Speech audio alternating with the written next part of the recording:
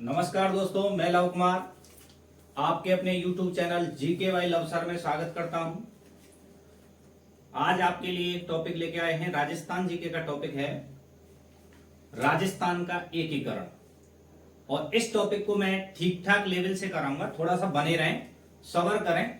और ये टॉपिक एक वीडियो में होने वाला नहीं है, इतना भी बता दूं। ये इतना छोटा टॉपिक नहीं है जितना हम समझते हैं। देखते हैं, आपका समय ना लेते हुए। अगर आपको ये टॉपिक पसंद आता है तो मुझे जरूर एक बार लाइक करें या कमेंट करके बताएं, ठीक है जी। चलो बढ़ते हैं। राजस्थान का एकीकरण। राजस्थान का एकीकरण कराने से पहले दो तीन बात और जान लेते हैं कि एकीकरण की जब बात आती है तो वर्ल्ड लेवल में एकीकरण जो प्रसिद्ध है वह है आपका जर्मनी का एकीकरण।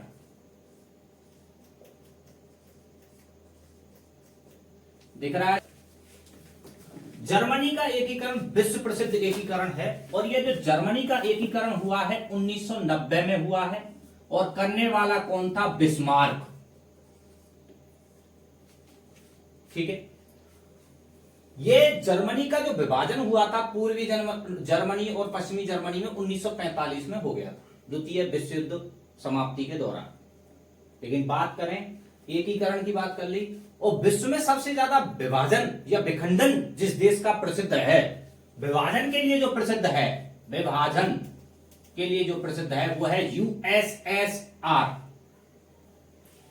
Union of Soviet socialist Republic.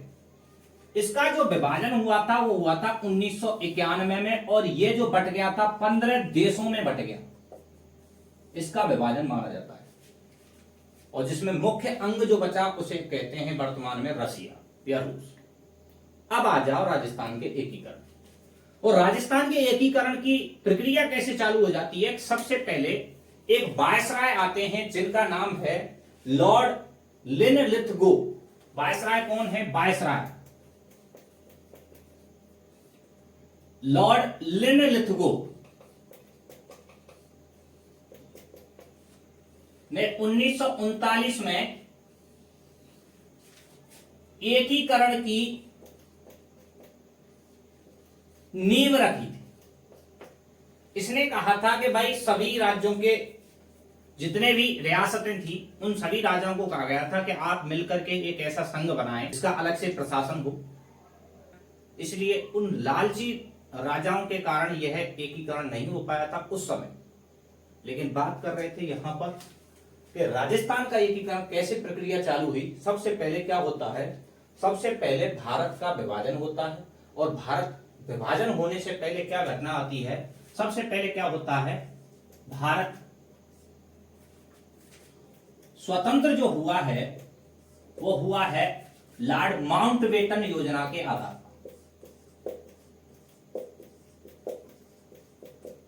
ये जो भारत स्वतंत्र हुआ है वो कौन सी योजना के आधार पर हुआ है? माउंटबेटन योजना के आधार पर भारत स्वतंत्र हुआ। और ये जो माउंटबेटन योजना है ब्रिटिश संसद में 3 जून 1947 को पेश की जाती है, पेश की गई। अब 3 जून 1947 को पेश की गई और इस पर ब्रिटिश संसद ने 18 जुलाई को इसे 1947 को पारित कर दिया। 18 जुलाई में से पारित कर दिया।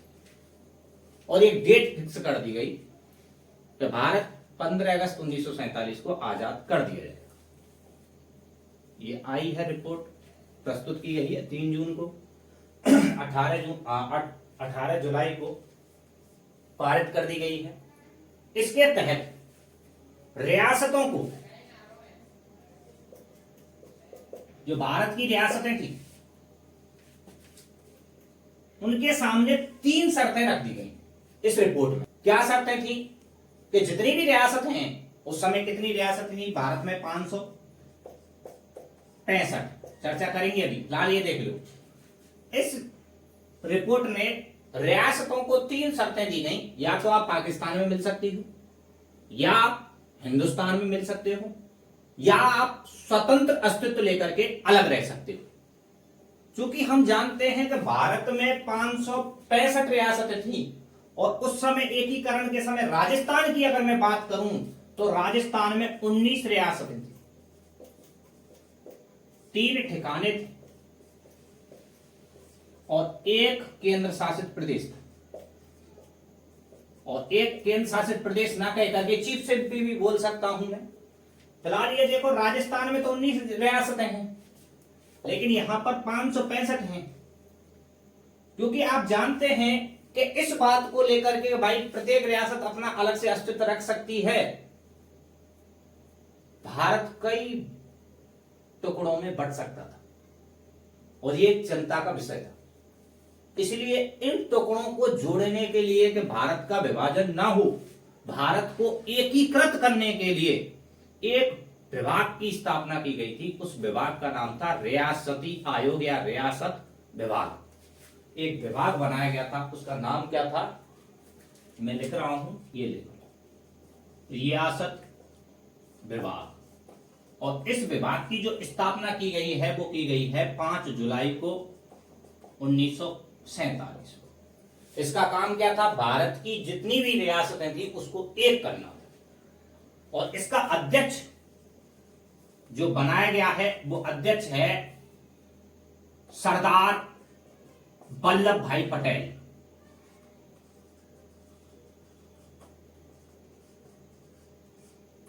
इस रियासती विभाग का जो अध्यक्ष बनाया गया है वो किसे बनाया गया है, गुजराती सरदार वल्लभ भाई पटेल। इन्हें हम भारत का लौह पुरुष भी कहते हैं, लौह पुरुष, क्योंकि इन्होंने ही भारत का और राजस्थान का एकीकरण किया है। इसलिए जैसे जर्मनी का एकीकरण बिस्मार्क ने किया था, इन्होंने भारत का और राजस्थान का किया है, इसलिए इन्हें दूसरा नाम देते हैं भारत का बिस्मार्क।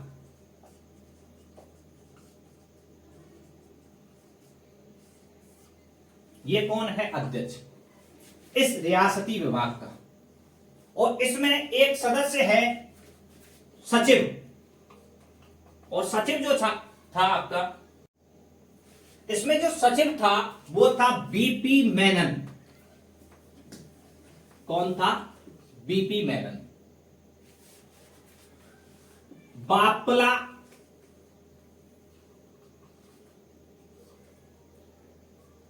बापला पंगुनी मेनन, इसका पूरा नाम। ये कौन था, ये था अंतिम वायसराय जो थे माउंटबेटन, उनका संवैधानिक सलाहकार। तो माउंटबेटन का संवैधानिक सलाहकार था ये।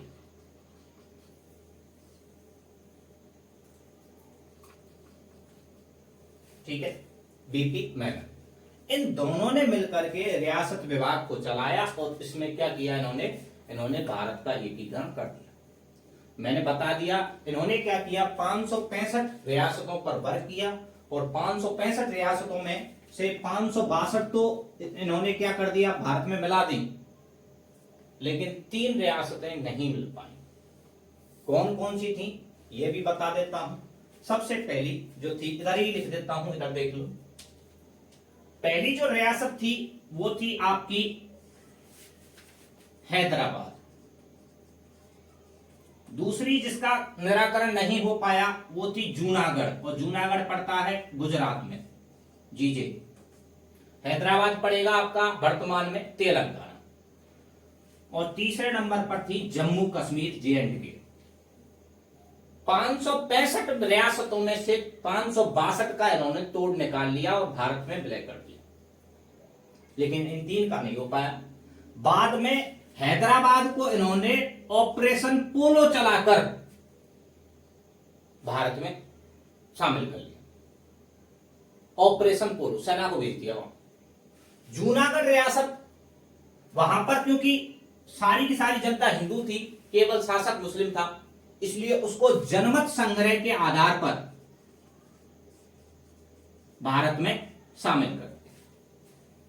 और आप जानते हैं जम्मू कश्मीर का जो मुद्दा है वो आज भी लटका हुआ है। आप जानते हैं इस समय शासक कौन थे? हरि सिंह। इसने विलय पत्र पर साइन तो कर दिए थे भारत से मिलने के, लेकिन क्या हुआ है आपको पता है, पाकिस्तान से नाजायज 1948 में इसने कब्जा कर लिया और आधे कश्मीर को वो ले डूबा। ये तो थी आपकी भारत के संदर्भ में बात, ऐसे बात चल रही थी। बात आई अब राजस्थान में। राजस्थान में जब एकीकरण हो रहा था तो कितनी रियासतें थी? 19। कितने ठिकाने थे? 3। और कितने केंद्र शासित प्रदेश थे? 1। बात कर रहे थे 19 रियासतों में। 19 रियासतों में से बात करूं तो एक थी मुस्लिम, और ये जो मुस्लिम थी वो थी टोंक, एक रियासत 19 में से। 2 रियासत जो थी वो थी 2 जाटों की। 2 रियासतें कौन सी थी? जाटों की। कौन कौन सी? भरतपुर, धौलपुर। कितनी बच गई? 16। तो 16 रियासत कैसी थी? 16 थी राजपूतों की। 16 किसकी थी? राजपूतों की। अब 19 में से 16 राजपूतों की है, इसीलिए राजस्थान को राजपूताना कहा गया। ठीक है, अब आ जाओ 3 ठिकाने। ये जो 3 ठिकाने थे वो कौन कौन से थे? नीवराना, जो कि अलवर में है, लावा। अब ये जो लावा ठिकाना था ये उस समय तो था जयपुर में, लेकिन वर्तमान में कहां पर था? टोंक में। बाद में कहां हो गया? टोंक में। और एक और थी आपकी कुशलगढ़, बांसवाड़ा। चर्चा करेंगे कौन सी छोटी थी कौन सी बड़ी थी, मैं बता दूंगा, एक एक चीज बताऊंगा, अभी बताने वाला हूं। और जो केंद्र शासित प्रदेश था वो था अजमेर मेरवाड़ा। जो एक केंद्र शासित प्रदेश है वो कौन सा है? वो था अजमेर मेरवाड़ा वाला क्षेत्र। ठीक है, इतनी बात हो गई। अब कुछ क्वेश्चनों को देख लेते हैं। कौन से क्वेश्चन है यहां देखें। राजस्थान की सबसे बड़ी रियासत कौन सी थी जनसंख्या में? तो राजस्थान की सबसे बड़ी रियासत जो थी जनसंख्या में वो थी आपकी जयपुर। कौन सी थी? जयपुर। जबकि राजस्थान की क्षेत्रफल में सबसे बड़ी रियासत कौन सी थी? क्षेत्रफल में वो कौन सी है आपकी? जोधपुर।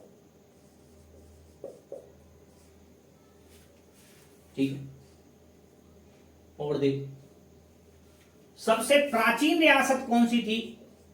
वो थी मेवाड़। और सबसे छोटी रियासत कौन सी है? सबसे छोटी रियासत है आपकी कौन सी?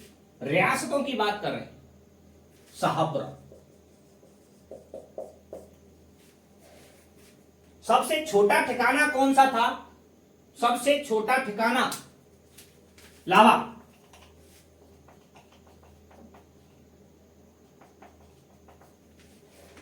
और सबसे बड़ा ठिकाना कौन सा था? कुशलगढ़। ये तो मैंने बता दी राजस्थान के संदर्भ। अब आ जाओ भारत के संदर्भ में सबसे बड़ी रियासत कौन सी थी? तो भारत के संदर्भ में सबसे बड़ी रियासत थी हैदराबाद।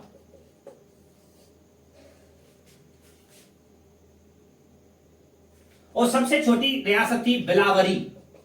ये कहां पर है? एमपी में। और सबसे प्राचीन जो शहर था, सबसे प्राचीन शहर भारत का जो था वाराणसी। इतनी बात होगी। और बढ़ते हैं क्वेश्चनों पर। हाँ जी, हम जो चल रहे थे कि भारत की, राजस्थान की सबसे बड़ी रियासत कौन सी थी? जयपुर थी। क्षेत्रफल के आधार पर सबसे बड़ी जोधपुर। अब जोधपुर की जगह मारवाड़ भी आ सकता है। नेक्स्ट बात करें, प्राचीन मेवाड़ थी, मेवाड़ या उदयपुर। और छोटी रियासत थी शाहपुरा भीलवाड़ा। इतनी बात हो गई थी। उसके बाद मैंने बता दिया था कि भाई केंद्र शासित प्रदेश एक ही था, हालांकि भारत में 4 थे, कुर्ग, बलूचिस्तान, अजमेर बेड़वाड़ा और दिल्ली।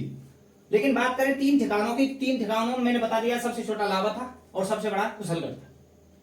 यहां बात कर रहे थे सबसे बड़ी रियासत हैदराबाद थी, सबसे छोटी रियासत थी बिलावरी या बिलवारी। चलो मैं लिख देता हूं बिलावरी या बिलवारी, ठीक है, दोबारा देख लेते।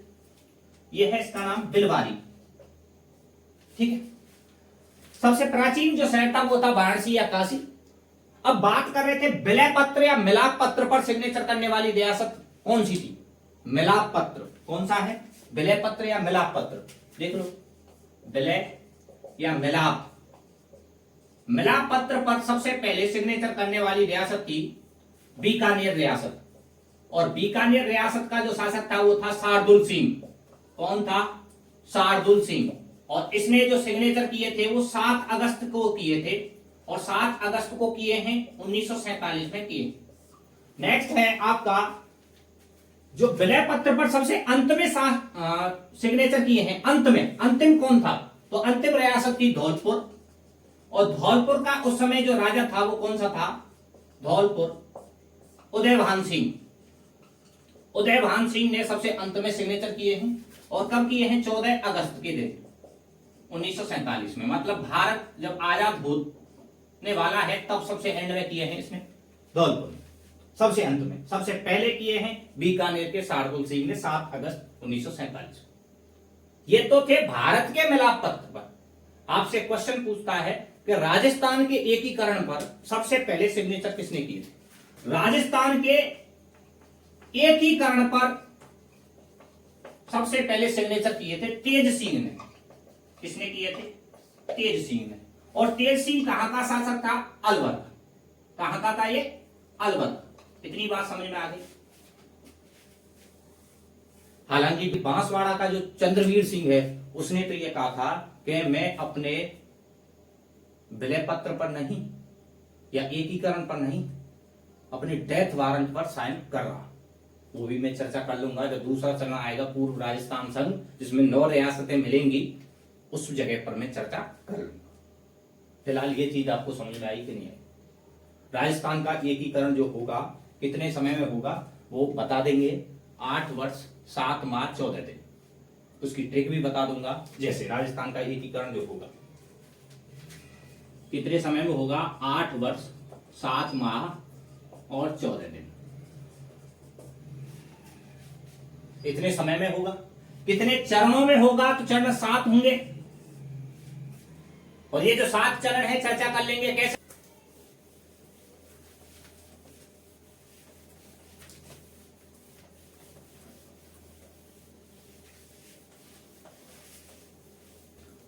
वहां पर जगह नहीं थी थोड़ा सा, इसलिए उसको मिटा करके यहां पर लिख रहे हैं। हम बात कर रहे थे चरणों की, कितने चरणों में कितने टाइम में हुआ है। तो राजस्थान का जो एकीकरण है वो समय कितना लगा था? समय लगा था 8 वर्ष, ये बता चुका हूं, 7 माह 14 दिन।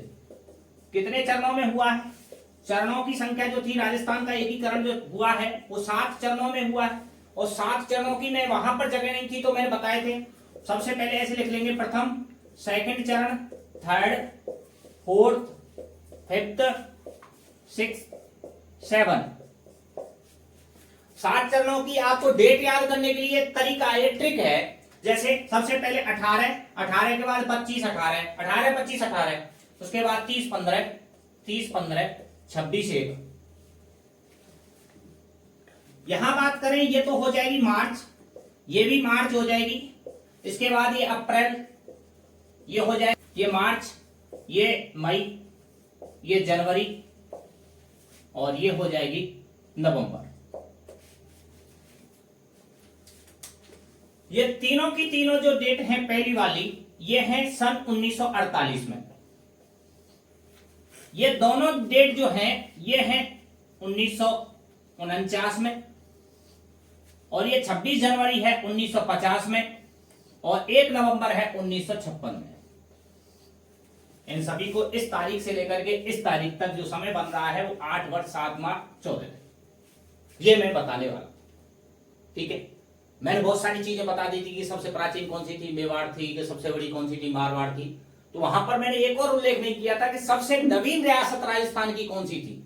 तो सबसे नवीन रियासत जो राजस्थान की थी वो थी झालावाड़, और एकमात्र रियासत जिसका निर्माण राजस्थान में अंग्रेजों ने किया था तो वो यही थी झालावाड़ 1838। ये चीज क्लियर हो गई, ठीक है। आगे नेक्स्ट बात कर रहे थे आपकी कि इन राजाओं के लिए कुछ प्रीवी पर्स दिए जाते थे, राजभत्ता दिए जाते, ठीक है। क्या दिए जाते थे? प्रीवी पर्स या राजभत्ता। तो सबसे ज्यादा राजभत्ता किस राजा को दिया जाता था? तो भारत के संदर्भ में बात करूं तो मैसूर के राजा को सबसे ज्यादा राजभत्ता दिया जाता। उसके बाद सेकंड नंबर पर जो था वो था हैदराबाद। हैदराबाद के निजाम को दूसरे नंबर पर सबसे ज्यादा प्रीवी पर्स दिया जाता। भारत के संदर्भ में तो ये हो गया मैसूर और हैदराबाद। अगर राजस्थान के संदर्भ में बात करूं कि सबसे ज्यादा प्रीवी पर्स या राजभत्ता जो दिया जाता था, जो राजा को दिया जाता था, वो दिया जाता था सबसे ज्यादा जयपुर। सबसे ज्यादा किसको दिया जाता था? राजस्थान में जयपुर। कितना दिया जाता था? 18 लाख रुपए। कितना? 18 लाख रुपए सबसे ज्यादा था जयपुर का। उसके बाद जो नाम आता है वो है जोधपुर का, ठीक है। फिर बीकानेर। हालांकि 20 लाख रुपए मेवाड़ वाले को दिए जाते थे, लेकिन वो दूसरे इनडायरेक्ट दिए जाते थे। वैसे तो 10 लाख रुपए दिए जाते थे, 5 लाख जनता के लिए और 5 लाख मेवाड़ की संस्कृति के आधार पर, ऐसे करके 20 लाख पहुंचाए जाते थे। लेकिन आपसे पूछे कि भाई सबसे ज्यादा किसके लिए दिए जाते थे? राजस्थान में कौन सी ऐसी रियासत थी जिसके राजा को सबसे ज्यादा प्रीवी पर्स मानसिंह द्वितीय दिया जाता था? किसको दिया जाता था? जयपुर। और सबसे कम प्रीवी पर्स या राजभत्ता जो दिया जाता था वो सबसे कम वो दिया जाता था, अगर मैं रियासतों में बात करूं तो शाहपुरा। रियासतों में बात कर रहा हूं, लेकिन अगर ठिकानों को भी अगर मैं जोड़ लिया जाए, 3 ठिकाने जो राजस्थान में थे, तो उन ठिकानों और रियासतों में सबसे कम जो दिया जाता था वो दिया जाता था लावा, 12,500 रुपए। शाहपुरा को 90,000। ठीक है, इतना समझ में आ जाएगा। इस प्रीवी पर्स को देना 26वें संविधान संशोधन अधिनियम, संविधान संशोधन अधिनियम 26वां, ये 26वां संविधान संशोधन अधिनियम हुआ था 1971 में। और 71 में कराया किसने था? इंदिरा गांधी ने।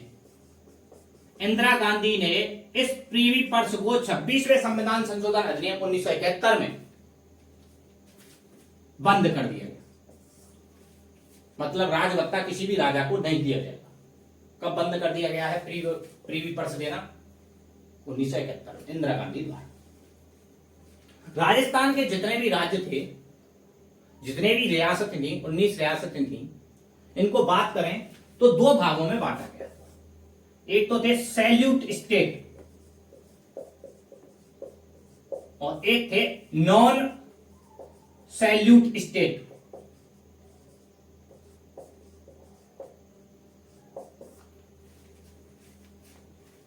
ऐसे राजा या ऐसी रियासतें जिनको तोप की सलामी दी जाती थी उन्हें कहा जाता था सैल्यूट स्टेट। और जबकि ऐसी रियासतें जिनको तोप की सलामी या राजा को जिसके को नहीं दी जाती थी वो थे नॉन सैल्यूट स्टेट। तो राजस्थान में कुल कितनी रियासत थी? 19। 19 में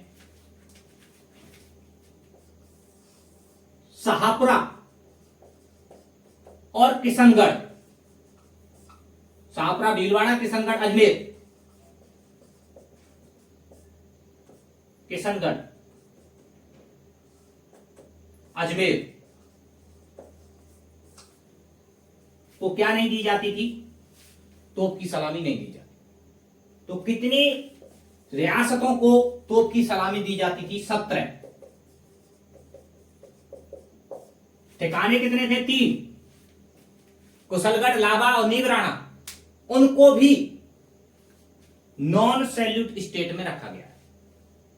आपसे रियासत पूछेगा 19 में ते 4 ऑप्शन देगा कि किस रियासत को नॉन सैल्यूट स्टेट का दर्जा दिया गया है या किसे तोप की सलामी नहीं दी जाती थी। तो आंसर आपका या तो सावपरा होगा या किशनगढ़ होगा, या फिर इनमें से होगा। ये दोनों ऑप्शन नहीं होंगे तो 3 ठिकाने हैं, उनमें से आ जाएगा कौन कौन से, लाबा, नीबराणा और एक और आपका कुशलगढ़।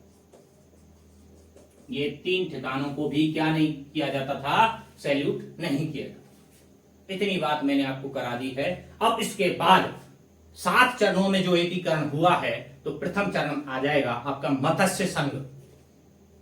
मत्स्य संघ को कराएंगे कि मत्स्य संघ का निर्माण 18 मार्च को 1948 में, हालांकि डेट निश्चित की गई थी 17 मार्च, उसको मैं कराऊंगा, लेकिन मानसिंह देशराज के विद्रोह के कारण इसकी एक दिन बढ़ा दिया गया, 18 मार्च कर दी गई। और ये भरतपुर दुर्ग में इसकी बैठक हुई थी।